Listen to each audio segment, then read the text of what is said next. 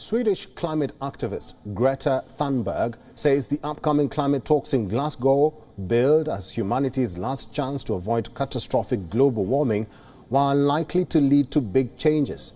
Thunberg has urged activists to keep on pushing for real change. Greta Thunberg surprised the crowd at the Climate Live concert in Stockholm by delivering a dance rather than a speech.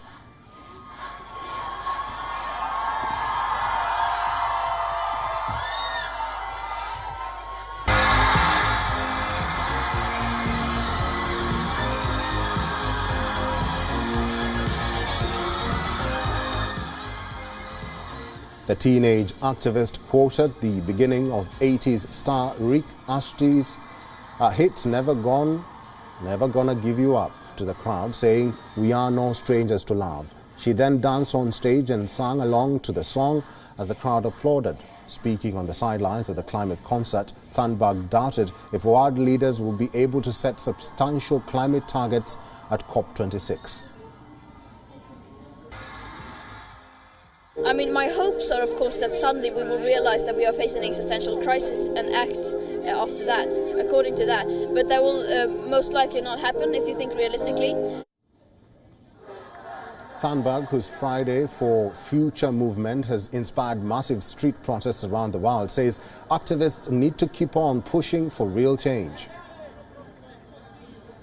That we the people are going to continue to demand change and demand climate justice. I think realistically, but we will do everything in our power to push for that to happen, to raise awareness and continue to mobilize people. The COP26 meeting in Scotland, being held from October 31st until November 12th, will be the biggest climate conference since landmark talks in Paris in 2015 and is seen as a crucial step in setting worldwide emissions targets to slow global warming. Thunberg believes international summits like COP26 have a potential of changing things since they gather so many people together. Well, as it is now, they are not, but they have a potential of changing things since they gather so many people together. So we need to make sure that we use that opportunity to actually change things.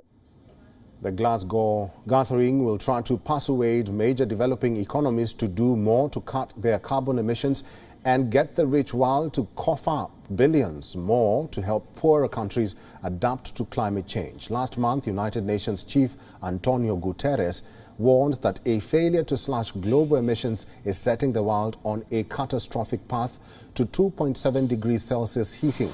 That figure would shatter the temperature targets of the Paris Climate Agreement, which aimed for warming well below 2 degrees Celsius and preferably capped at 1.5 degrees Celsius above pre-industrial levels.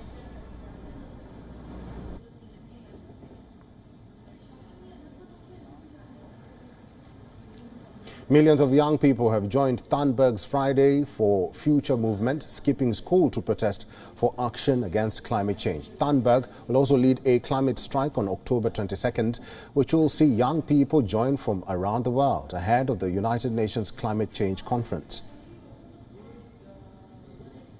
So across the globe, we are going to go on a global climate strike on the 22nd of October.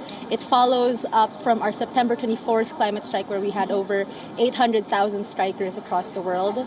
And it's so exciting because this one we're really focusing on the intersectional problems of the climate crisis, how it's rooted in colonialism and this profit-oriented system that's really exploiting countries most vulnerable to the climate crisis. And so this coming Friday, we're going to go out again and demand for climate justice to uproot the system.